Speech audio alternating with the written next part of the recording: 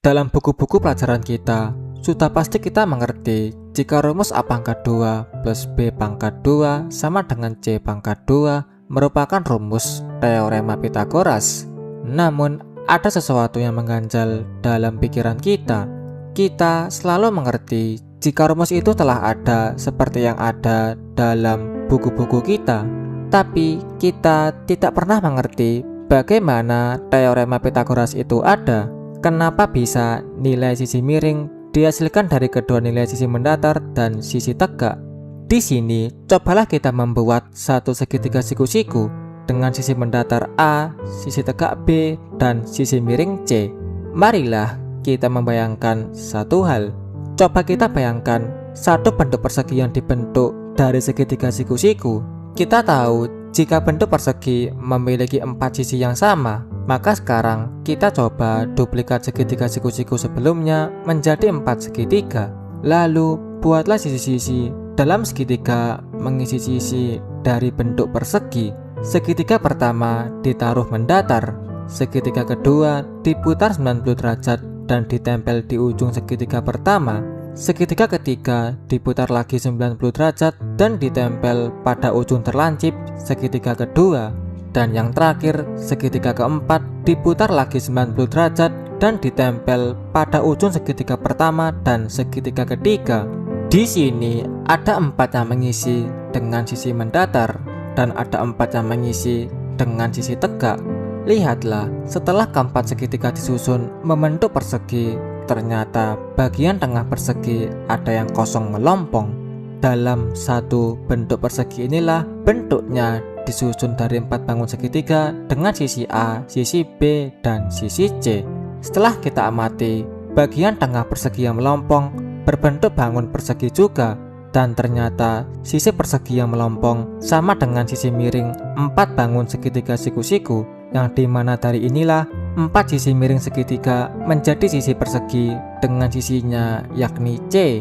Jika sisi dari satu persegi penuh yang disusun dari 4 segitiga siku-siku, satu persegi kecil memiliki nilai A plus B pada sisinya, maka kita tahu jika luas persegi adalah sisi dikali sisi. Jika luas dari perseginya bernilai A plus B dikali A plus B atau A plus B pangkat 2. Sekarang kita ubah seluruh bentuknya menjadi persamaan. A plus B pangkat 2 sama dengan 4 dikali setengah kali A dikali B ditambah C pangkat 2. Nah, kita tahu jika A plus B pangkat 2 sama dengan A pangkat 2 plus 2AB plus B pangkat 2 bisa kita substitusikan pada persamaan sebelumnya. A pangkat 2 plus 2AB plus B pangkat 2 sama dengan 4 kali setengah dikali A dikali B ditambah C pangkat 2.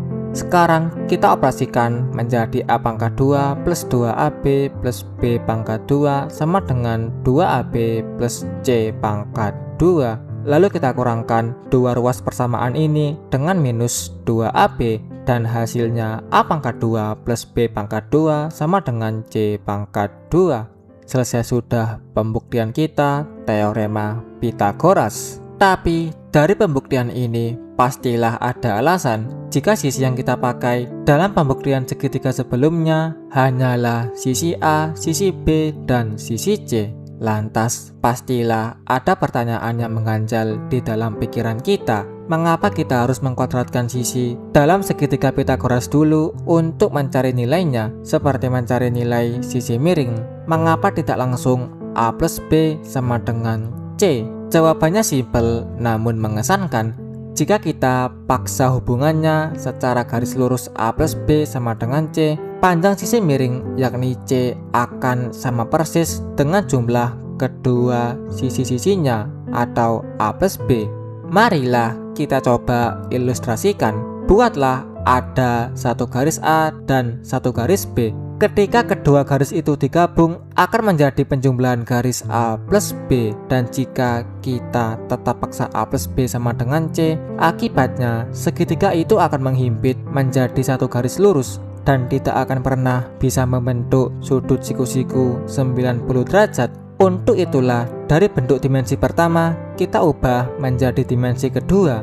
Jadinya kita potong kembali garis A plus B menjadi garis datar A dan garis tegak B. Dengan begitu, kita dapat menarik ujung garis A dan ujung garis B akan membentuk garis C atau garis miring. Secara sifat, bentuk segitiga A plus B lebih besar daripada C mendefinisikan bentuk segitiga siku-siku, sembarang, dan lancip. Namun, jika segitiga A plus B sama dengan C, otomatis bentuknya tidak akan segitiga lagi, tapi berbentuk garis A plus B yang ditumpuk oleh garis C seperti apa yang telah kita uraikan sebelumnya. Dan disinilah rahasianya, kita tidak mengubah definisi sisinya. Sisinya tetaplah garis satu dimensi bernilai A, B, dan C.